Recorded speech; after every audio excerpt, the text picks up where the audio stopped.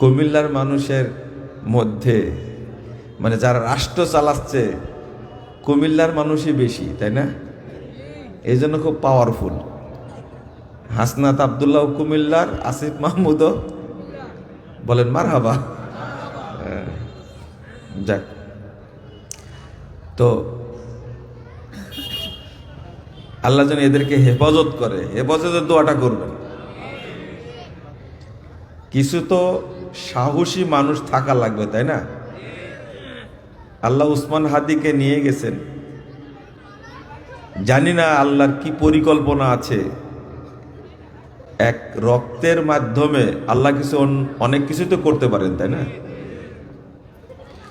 আবু সাইদ চলে গেছে, কিন্তু তার রক্তের দাম এত বেশি, প্রমাণ হয়ে গেছে না? তো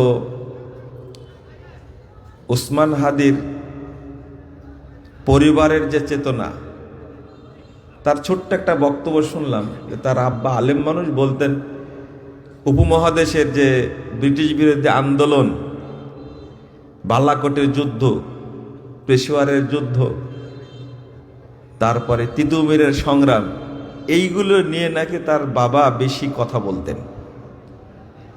সেও সেই পথে যেতে চাচ্ছিল, তা আল্লাহ থামাই দিয়েছেন। কারণ ব্যক্তির চেয়ে রক্তের মূল্য আল্লাহর কাছে অনেক বেশি, যুগে যুগে প্রমাণিত হয়েছে।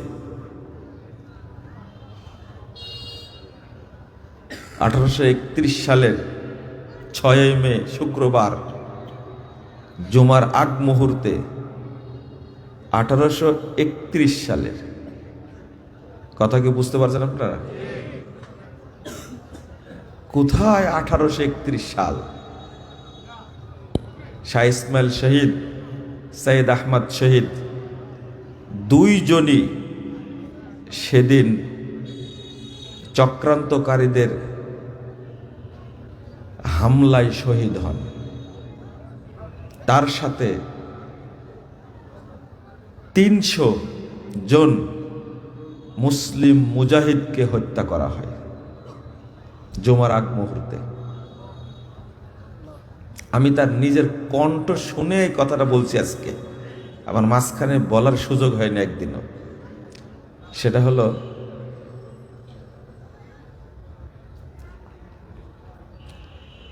আমাদের উসমান হাদি, তাকে জুমার পরে গুলি করা হয়েছে, আর জুমার রাত্রিতে আল্লাহ তাকে নিয়ে গেছেন। একদিকে 12 তারিখ, পরে 18 তারিখ, তো জুমার রাত্রিতে 17 তারিখ রাত্রিতে, অর্থাৎ জুমার দিন বলে ওইটাকে, শরীয়তে চলে গেছে। এইটা আর 2টা ভিডিওতে সম্ভবত শুনেছি, ছোট্ট ভিডিও, বালাকোটের কথা নিজে বলছে। আমার আব্বা বালাকোটের যুদ্ধের কথা বলতেন। এই যুদ্ধের নায়ক ছিলেন ব্রিটিশ বিরোধী আন্দোলনের সিফা সালার আল্লামা শাহ ইসমাইল শহীদ এবং আমিরুল মুজাহিদিন ছিলেন সৈয়দ আহমদ শহীদ। দুইজনকে আল্লাহ একদিনে পৃথিবী থেকে উঠে নিয়েছেন। কিন্তু স্বাধীনতা কি অর্জিত হয়নি? হয়নি? হয়েছে, আলহামদুলিল্লাহ বলেন। তো সে কোথায়? 1831। পরবর্তীতে ওইদিকে চলে গেলে অনেক কথা বলা লাগবে।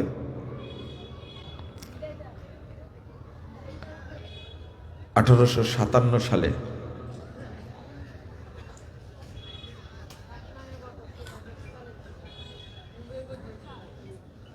সরি, আমি 18 সালের কথা বলছি বারবার, তাই না? 1900 ঠিক একই সালে সেপ্টেম্বরে এই ব্রিটিশ বাহিনী নারেকাল বাড়ি আর বাঁশের কেল্লার ইতিহাস সৃষ্টিকারী সৈয়দ নিসার আলী তিতুমীরকে তারা হত্যা করেছে। তো তারা হত্যা করলো 31 থেকে স্বাধীন হতে সময় লাগছে 47 পর্যন্ত, তাই না? কত? 47 পর্যন্ত সময় লাগছে। তো বিজয়ের আগেই তারা চলে গেছেন, তাই না? তাদের পথ ধরেই উপমহাদেশ ব্রিটিশ মুক্ত হয়েছে, হয়নি? রক্তকে কখনো ছোট করে দেখতে হয় না। এরপরে আল্লাহ বিজয় দান করেছেন। তো কি জন্য বলছিলাম, কোথায় ঢুকে গেছি? হ্যাঁ, মানহাজের কথাই বলছিলাম, কিন্তু মাঝখানে এক জায়গায় ঢুকে গেছিলাম। বলেন তো। না না, আপনারা বুঝেননি। কুমিল্লার কথা বলতে গিয়ে ওখানে ঢুকে গেছি, যে আল্লাহ যেন এদেরকে নিরাপত্তা দান করেন। বললাম না, হাসনাত আব্দুল্লাহ নামটাও তো বললাম। কুমিল্লার মানুষ নিজেরাই ভুলে গেছেন আসল কথা। এই জায়গায় বলতে গিয়ে উসমান হাদির কথা বললাম, তাই না? চলে গেছে ওইদিকে। তো কিছু মানুষকে রক্ত দিতে হয়, যেমন আবু সাঈদ একটা ইতিহাস, তাই না? ইতিহাস পরিকল্পনায় থাকে এমন। আগের দিনে স্ট্যাটাস দিয়েছে শামসুজ্জোহা স্যার রাজশাহী বিশ্ববিদ্যালয়ের, যে আপনার মতো একজন লোক এখন খুব দরকার, কিন্তু পরের দিনই সে গুলি খেয়ে শামসুজ্জোহা হয়ে গেছে নিজেই, ঠিক ওইভাবে বুক পেতে দিয়েছে। তারপরে তো আজকে আপনারা ৩৬শে জুলাই বলছেন না ৫ই আগস্ট বলছেন, যেটাই তো বলছেন, এরপরে তো এই ইতিহাস তৈরি হয়েছে, তাই না? তো ওসমান হাদিকে অত ছোট করে দেখলে হবে না। আল্লাহর কি পরিকল্পনা আছে আল্লাহ ভালো জানেন। তবে তাকে যারা হত্যা করেছে তার বিচার যদি এই সরকার না করে, তাদের বিরুদ্ধে বদ্ধ আল্লাহ যেন এদেরকে ধ্বংস করে দেন। সোজা কথা। যদি এদের বিচার করতে সক্ষম হয় সরকার, আর যদি না করে, এরা কেউ আল্লাহর গজব থেকে মুক্ত হতে পারবে না ইনশাআল্লাহ। এটা পরিষ্কার। কেন একজন তরুণকে এই অল্প বয়সে বিদায় নিতে হবে, গুলি করে হত্যা করতে হবে, আর তোমরা বসে বসে মস্তদে বসে আঙ্গুল চুষবে? এটা হতে পারে না, হতেই পারে না। কেউ আল্লাহর গজব থেকে মুক্তি পাবে না। সোজা কথা। বিচার হওয়া লাগবেই ইনশাআল্লাহ। বলেন হবে। আর কোনো প্রাণ যেন বাংলাদেশে ঝরে না যায়। কথা সোজা একটাই। আল্লাহ যেন আমাদের দেশকে হেফাজত করে। বলেন আমিন। হেফাজত আল্লাহ করবেন ইনশাআল্লাহ। তাওহীদ বুঝেন, আল্লাহ হেফাজত করবেন। আর যতদিন তাওহীদ বুঝবেন না, আল্লাহ দায়িত্ব নেবেন না। কি ঠেকা পড়েছে আল্লাহ? কেন আল্লাহকে আপনি বুঝবেন না, তা আপনাকে আল্লাহ বুঝবেন কেন? কথা কি বোঝা গেছে? আগে আল্লাহকে বুঝেন, তাহলে আল্লাহ আপনাকে নিরাপত্তা দেবেন। আল্লাহ বলছেন, আল্লাযীনা আমানু ওয়া লাম ইয়ালবিসু ঈমানাহুম বিযুলমিন উলাইকা লাহুমুল আমনু ওয়া হুম মুহতাদুন। 82 নম্বর আয়াত সূরা আনাম।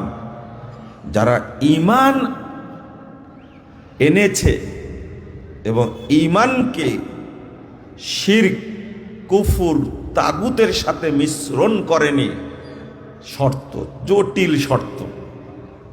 ঈমানের সাথে শিরক, তাগুত, নিফাক, কুফরকে মিশ্রণ করা যাবে। একটা শর্ত, জেনা শর্ত করেনি, সুদ শর্ত করেনি, মানুষ হত্যা শর্ত করেনি। একটা শর্ত করেছেন, ঈমান আনো, আর ঈমানের সাথে শিরিক, কুফর, তাগুত মিশ্রণ করো না। আমি আল্লাহ তোমাদেরকে দুনিয়াতেও নিরাপত্তা দেব, পরকালে নিরাপত্তা দেব। ওয়া হুম মুহতাদুন, আর তারাই হেদায়েত প্রাপ্ত। কে বলছেন?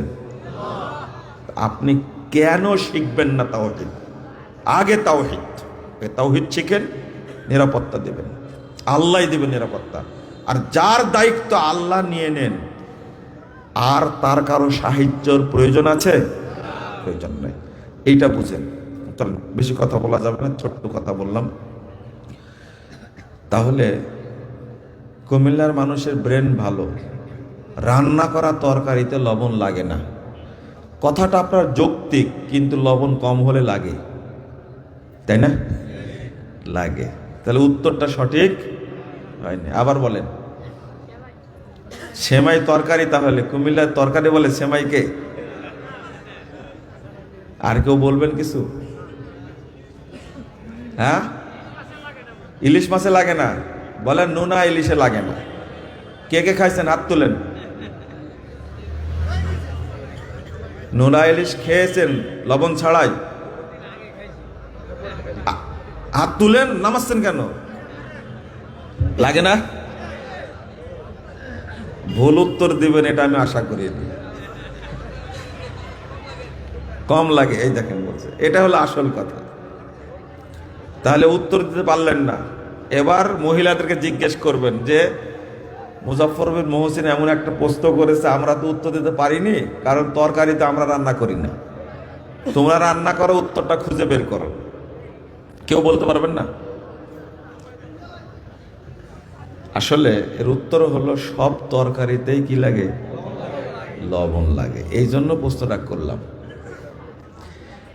ঠিক মানহাজ এমন একটা বিষয়, শরীয়তের যত বিষয় আছে সেটা বুঝতে গেলেই কি লাগবে? মানহাজ লাগবে। তাহলে মানহাজ ছাড়া কোনো কিছুই চলবে না। মানহাজ বুঝেন না বলেই তো একটা আয়াতের ব্যাখ্যা এক একজন এক এক ভাবে দেন, তাই না? ইনফিরু খিফাফা ওয়া সিকালা ওয়া জাহিদু ফি সাবিলিল্লাহ বিআমওয়ালিকুম ওয়া আনফুসিকুম, 41 নম্বর আয়াত সূরা তওবা। এক হুজুর ওয়াজ করছে যে আল্লাহ বলছেন ইনফিরু খিফাফা ওয়া সিকালা, তোমরা পুটলা বড় হোক আর ছোট হোক আল্লাহর রাস্তায় বেরিয়ে যাও। তাহলে এনার কাছে এই আয়াতের অর্থ হলো গাট্টি। গাট্টি বুঝেন না? আচ্ছা, আর একজন ওয়াজ করছে এই আয়াতের যে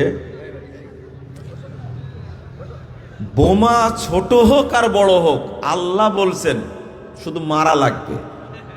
যার সামর্থ্য আছে বড়টা মারবে, আর যার সামর্থ্য আছে কি। আর একজন ওয়াজ করছে একই আয়াতের ইনফিরু খিফাফা ওয়া সিকালা, 1 টাকা হলেও দিতে হবে, 100 টাকা হলেও দিতে হবে, তাই না? বলেন তো কোনটা সঠিক? এইটা আর বলতে পারবেন না। এইটা বলার জন্য দরকার কি?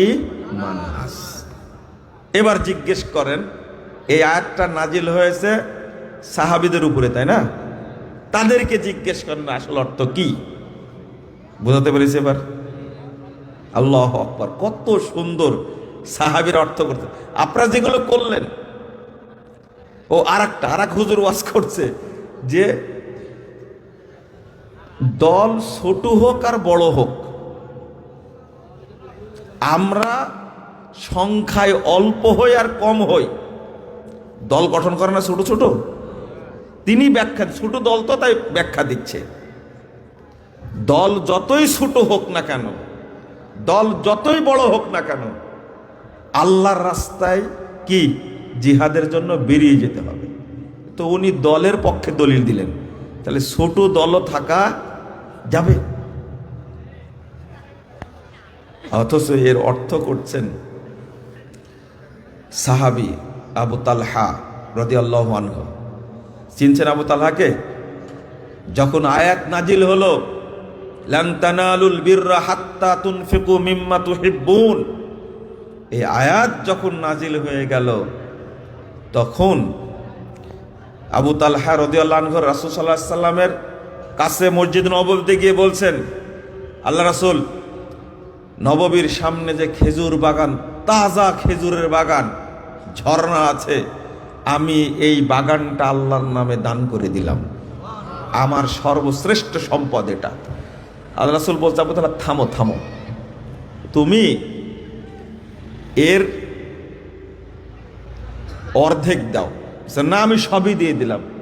আচ্ছা ঠিক আছে, তুমি একটা কাজ করো, 3 ভাগের 2 ভাগ দাও, 1 ভাগ রাখো অন্তত। না, আমি এটাও দিয়ে দিলাম, আমার প্রিয় জিনিস আমি রাখবো না, আল্লাহ আয়াত নাজিল করেছেন, আমি এটা দিয়ে দিলাম পুরোটাই। লান তানালুল বিররা হাত্তা তুনফিকু মিম্মা তুহিব্বুন।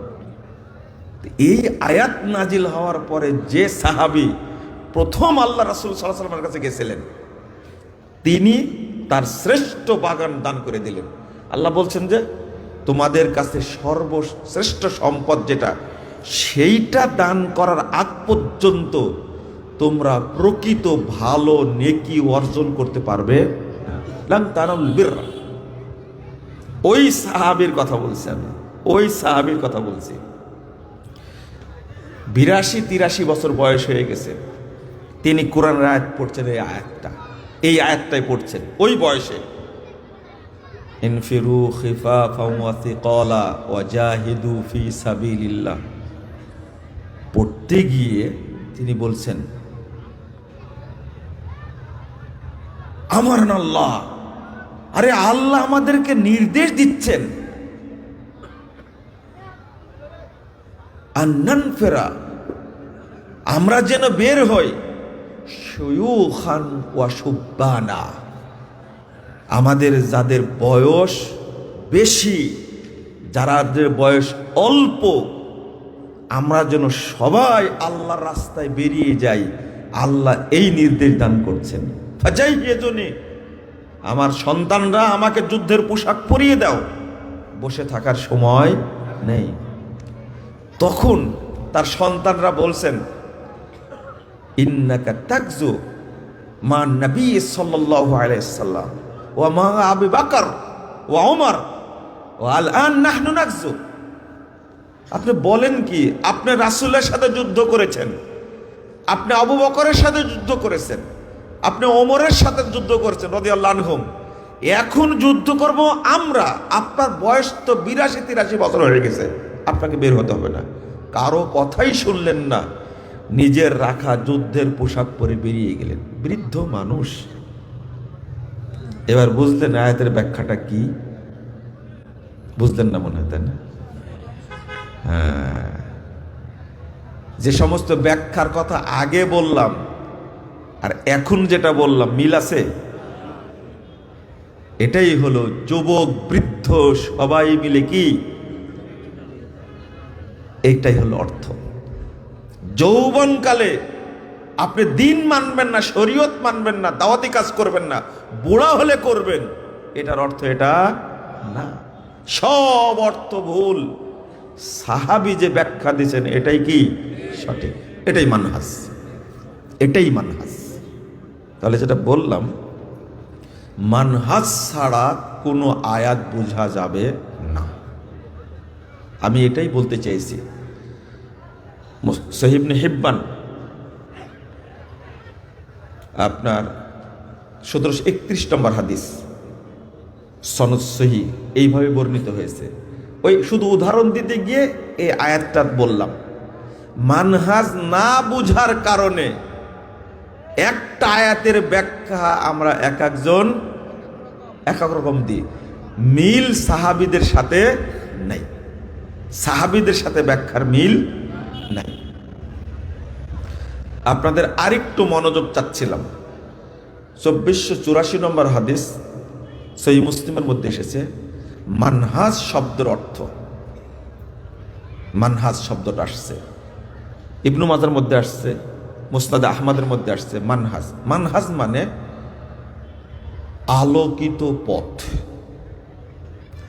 মানহাজ মানে জান্নাতের পথ, মানহাজ মানে সিরাতে মুস্তাকিম, ইহদিনাস সিরাতাল মুস্তাকিম সিরাতাল্লাযীনা আনআমতা আলাইহিম। এই যে এই মানহাজ অর্থ এটা, অর্থাৎ রাসূল সাল্লাল্লাহু আলাইহি ওয়াসাল্লামের যুগ, সাহাবীদের যুগ, তাবিঈদের যুগের লোকজন যারা মুমিন ব্যক্তি, নেককার সলেহ বান্দা, তাদেরকে বলা হয় সালাফ। আর আল্লাহ আমাদেরকে সেই নির্দেশ দান করেছেন, ইহদিনাস সিরাতাল মুস্তাকিম। আল্লাহ আপনি আমাদেরকে সোজা পথ দেখান, সিরাতাল্লাযীনা আনআমতা আলাইহিম, তাদের পথ যাদের উপরে আপনি কি করেছেন, অনুগ্রহ করেছেন, তাদের পথ।